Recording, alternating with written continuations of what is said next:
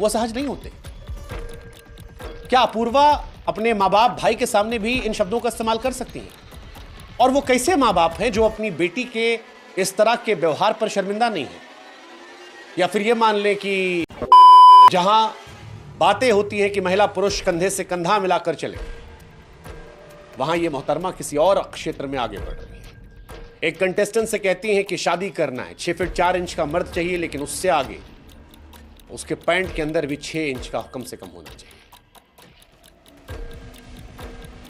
अपने मम्मी के private part का जिक्र करके उससे कहती हैं, अपनी मां के अलावा किसी और का देखा है?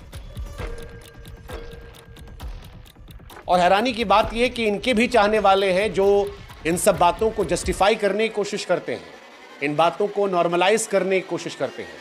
इनको देश के बड़े बड़े कॉलेजों में न्योता दिया जाता है, ये वहां जाती हैं।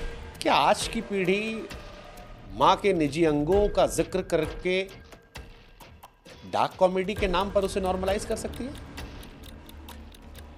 सोचने वाली बात है, सोचिएगा।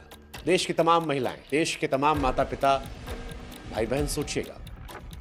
इन्होंने कंटेस्टेंट से पूछा कि जहां से पैदा हुआ अपनी मां के अलावा किसी और महिला का वो दिखा है? फिर एक बहुत मोटी गाली दी, गंदी गाली, छिछली गाली, जिसे मैं नहीं बोल पाता। महिला होकर महिला को गाली देना अब फैशन। सवाल है, अपूर्वा कौन सा ट्रेंड सेट कर? सवाल यह भी कि क्या इनके माँ बाप हैरान नहीं होते? क्या वो ये सब नहीं देखते? बदतमीजी और फुहड़ता की ये इंतहा को देखकर क्या इनके माँ बाप असहज नहीं होते? क्या ये लोग जो इंस्टाग्राम को अब एक गंदगी का अड्डा बना चुके हैं, और ये सिर्फ अपूर्वा तक नहीं, और बहुत सारी लड़कियां हैं जो दिन रात कपड़े खोलकर व्यूज कमा रही हैं, इनके माँ बाप भाई बहन नहीं है, वो असहज नहीं होते? क्या अपूर्वा अपने माँ बाप भाई के सामने भी इन शब्दों का इस्तेमाल कर सकती हैं? और वो कैसे माँ बाप हैं जो अपनी बेटी के इस तरह के व्यवहार पर शर्मिंदा नहीं है? या फिर ये मान लें कि